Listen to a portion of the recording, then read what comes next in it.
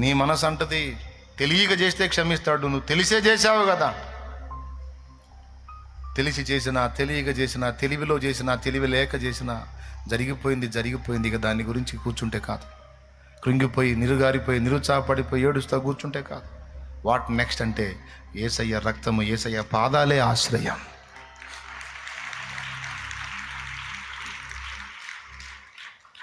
ఈ విషయాలని మనం గట్టిగా చేపట్టాలి, లేకపోతే మోసం జరిగిద్ది. నీ వీక్ పాయింట్లను అడ్డం పెట్టుకొని వాడు తరచుగా వాటిలో నువ్వు బలహీనపడేటట్టు చేసి నీ ద్వారా దేవుడు తలపెట్టిన పెద్ద ప్రణాళికలు నెరవేరకుండా వాడు నిన్ను వ్యర్థురాలిగా కూర్చోబెడతాడు. అక్కడ సేవకులు అయిపోయారు. ఇందులో సేవకులు దెబ్బతిన్నారు, సేవకురాళ్ళు ఎఫెక్ట్ అయిపోయారు.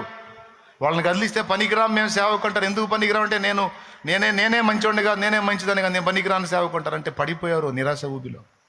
కొట్టేశాడు వాడు. రోషం కలిగి దేవుని కొరకు భగ్గున మండుతారనుకున్నాడు దద్దమలై కూర్చున్నారు. వాడు కొట్టింది దెబ్బకి.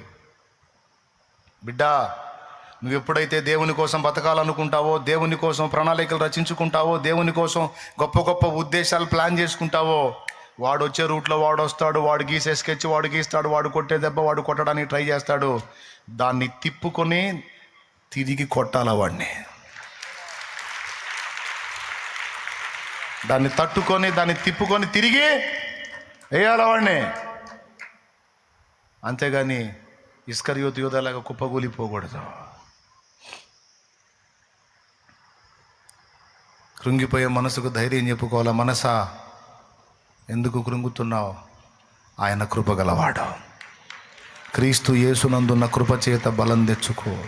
ఆయన మహాశక్తిని బట్టి బలం